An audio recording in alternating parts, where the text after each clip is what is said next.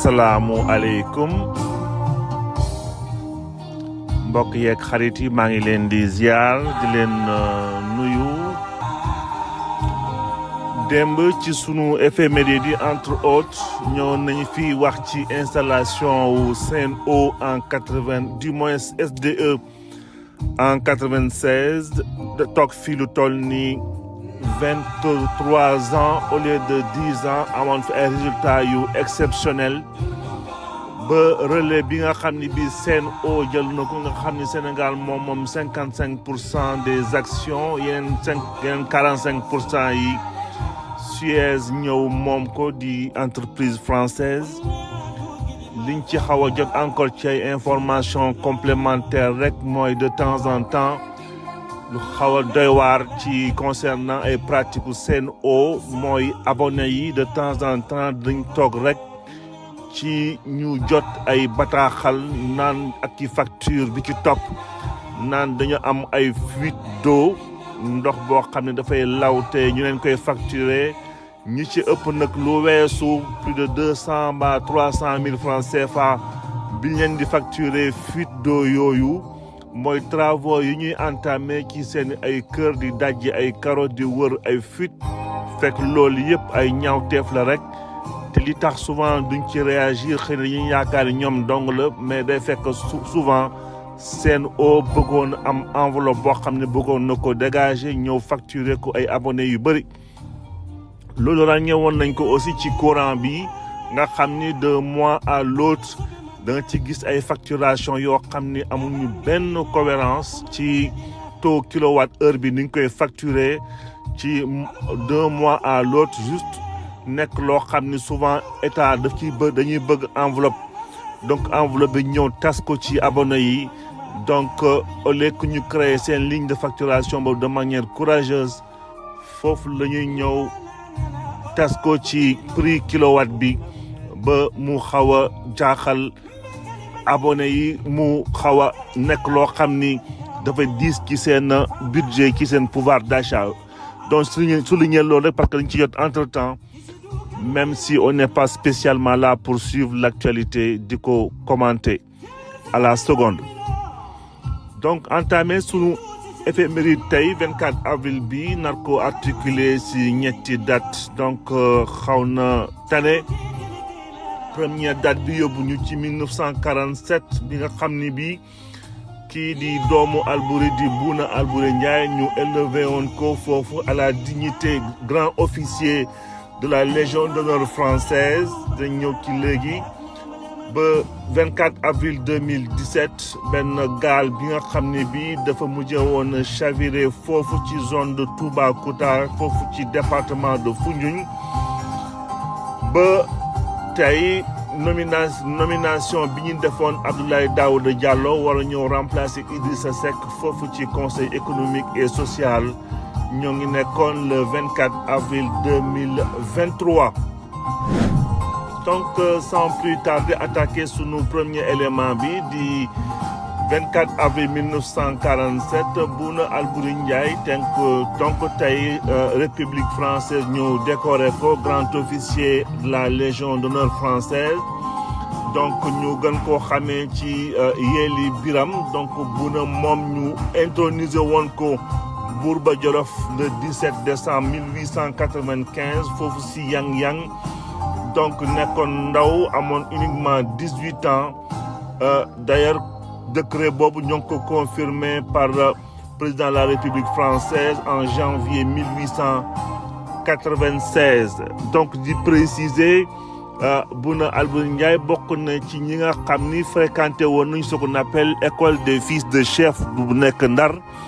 donc école de fils de chef donc jéem a à un moment donné puissance coloniale amoon na soxla amoon na yitte former ay cadres yi nga xam ni ci dëkk bi la ñu jógee donc pour gën a neexal nag ñi nga xam ne nangu woon nañu seen domination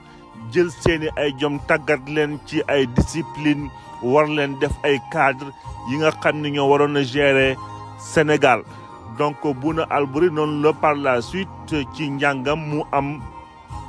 ay mandargal yu bëri ci fonction publique bu Sénégal ak ay réalisation aussi yi nga xam ni def na ko foofu si Jolof ci cadre liggéeyam donc tey ñu ñëwoon doon marqué on va dire quelque part une certaine façon son allégeance officielle parce que le fait que ñu élevé ko à la dignité grand officier de la Légion d'honneur française c'est aussi pour mandargal que nekkoon dans un état d'esprit ci ay maamam yi nga xam ni ils étaient dans la résistance ñëw ci benn événement bu dramatique benn chavirement de pirogue foofu nga xam ne dañuy demoon di yóbbu ay yu toll ni 70 jigéen yu doon dem foofu di uti ay huîtres foofu ci zone Toubacouta département de Foundiougne donc lu ci toll ni 70 femmes demoon foofu malheureusement seen gaal xawoon seen gaal lap ba li ci toll ni ci ñaar fukk ak benn ñu ñàkk ko ci si ay bakkan jour boobu donc nekkoon événement bu xaw a dramatique malheureusement ça se passe comme ça sans aucune explication wala sans aucune mesure prise parce que gaal bu jël 70 personnes quand même je pense que ay mesures de sécurité war na ci am tuuti un peu de légèreté quoi qu'il en soit di ñaan encore borom bi suuf sedde leen ñëw ci sunu dernier élément tey Abdoulaye Daouda Diallo ñu ñëw def ko président assemblée du moins président conseil économique et social Abdoulaye Daouda Diallo nekkoon na fi géré woon na fi directeur de cabinet président de la République nekk ministre des finances ak infrastructure yooyu yëpp nekkoon na loo xam ni occupé woon na genre poste yooyu ci Sénégal balaa muy ñëw di ñu koy nommé fii ci conseil économique social war remplacer Idrissa Seck parce que li xewoon ci jamono boobu c'est surtout que Idrissa Seck dafa xëy un jour donc déclarer sa candidature ci élection présidentielle 2024 blocage commencé am foofu ci conseil économique et social ñu bloqué réunion ba fa amoon donc loo xam ni créé woon benn situation de malaise ci camp présidentiel parce que Idrissa Seck moo leen rejoindre en 2020 bàyyi opposition bàyyi lépp ñëw ànd ak ay ses collaborateurs ñu mel ni Yankoba Diattara ak ki ñu naan Ali Saleh Diop donc Yankoba Diattara yoroon ministre des sports Ali Saleh Diop du parti Rewmi nekkoon fii ministre de l'élevage et de production animale donc ñoom ñëpp mujj woon finalement ñu topp Idrissa Seck après quelques tergiversations bu Yankoba Diattara parce que c'est pas la première fois aussi que Idrissa Seck xawoon na jege nguur wante ba muy ci rocceeku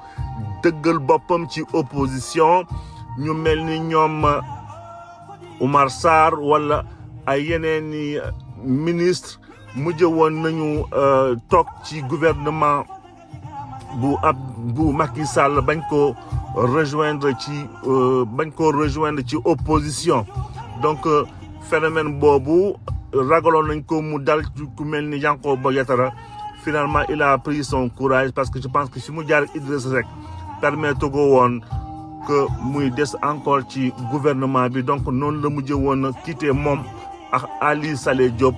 ñu quitter gouvernement bi seen ñaari poste yi nag Amadou Ba premier ministre mujjee woon ko cumuler donc doon wax nomination bi tey jour pour jour Abdoulaye Daouda Diallo en tant que directeur de cabinet en tant que président du conseil économique et social. di jeexale fii sunu éphéméride yi leen ñaanal borom bi passé une excellente journée ba suba incha allah dikkaat fii yeggale waxtaan bi